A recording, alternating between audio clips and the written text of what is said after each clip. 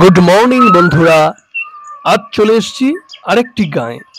খুব সুন্দর গাঁ, এটি একটি বন্ধ কারখানা।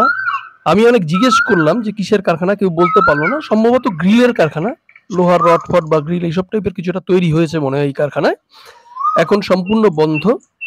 বাইরের পরিবেশটা শুধু দেখো, অপূর্ব সুন্দর বাইরের পরিবেশ। অনবরত কোকিল ডেকে চলেছে, বিভিন্ন পাখির কলতান তোমরা শুনতে পাচ্ছ।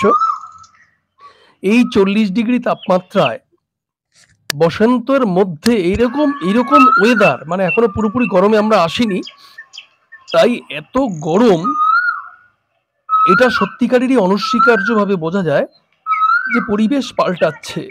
আমরা গরমের সীমা অতিক্রম করে ফেলছি। এটা খুব কষ্টকর, এটা খুব ভয়ঙ্কর একটা অনুভূতি।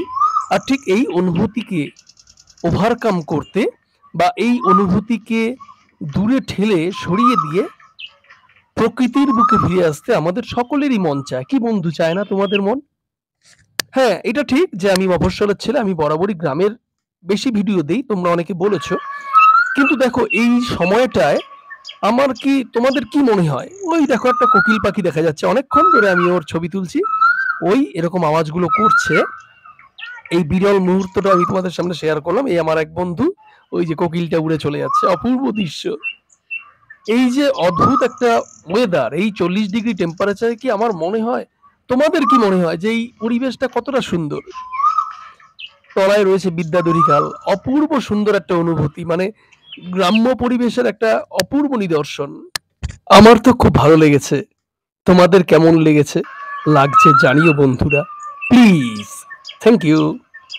হাই, আমি রাজ ড্রিমস থেকে রাজ বলছি। আমি আজকে একটা গ্রাম্য এরিয়ায় চলে এসেছি। খুব সুন্দর এরিয়াটা, একটা ঝিল রয়েছে এখানে, খুব সুন্দর, তোমরা দেখতেই পাচ্ছ। এটা একটা সাঁকোর মধ্যে, বাঁশের সাঁকোতে আমি দাঁড়িয়ে আছি।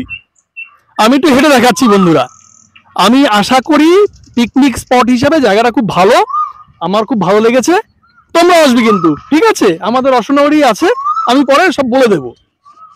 আচ্ছা, এবার একটু যাই।